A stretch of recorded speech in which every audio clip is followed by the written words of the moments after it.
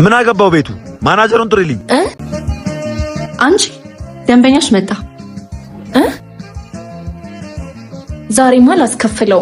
ምኑን? ሁሌም አንድ ጥቁርና ነጭ ማኪያቶ አዞኝ ይሄዳል። ነጩን ጠጥቶ ጥቁሩን ትቶ ይሄዳል። እና ምን አገባሽ? ወይንስ አንድ ጥቁር ማኪያቶና አንድ ነጭ ማኪያቶ አምጪልኝ። እንደተለመደው። አንቺ ልጅ ግን አላማርሽኝም። ሀዘኔታሽ እየበዛ ነው። ዝም በይ እባክሽ፣ የታዘዝሽውን አዘጋጅ።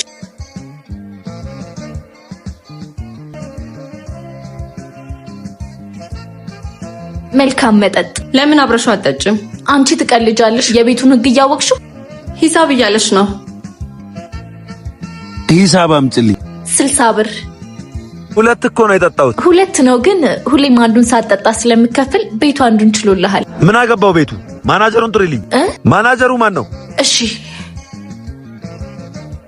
ወይኔ ምን አባቴ ነው የሚሻል? ጉዴ ፈላ። ምንድነው? ማናጀሩን ጥሪው አለኝ። እና ምን ችግር አለው? ቦስ የለም አይደል? እኔ እመጣለሁ። ምን ጎደለ? የኔና የባለቤቴን ሂሳብ ሁሌ እስከፍል ነበር የቆየው። ዛሬ ግን አልቀበልም አላችሁኝ። ለምንድን ነው? ይቅርታ፣ ባለቤቱን ግን አይተናት አናውቅም። ቦታለች። ለትዝታችን ነው ይሄንን ማደርገው። ውይ በጣም ይቅርታ። ችግር የለውም። አሁን ሂሳቡን ብቻ አምጪልኝ። እሺ ግን አንድ ነገር ብል ቅር አይለኝም። እዚህ ዓለም ላይ በጣም አስቸጋሪው ነገር ጨለማ ቤት ውስጥ ጥቁር ዶሮ መፈለግ ነው። በተለይ ደግሞ ዶሮዋ ከሌለች መፈለጉ ባለማግኘት ይጠናቀቃል።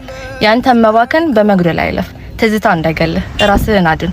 ሂሳቡን ላምጣልህ። አመሰግናለሁ።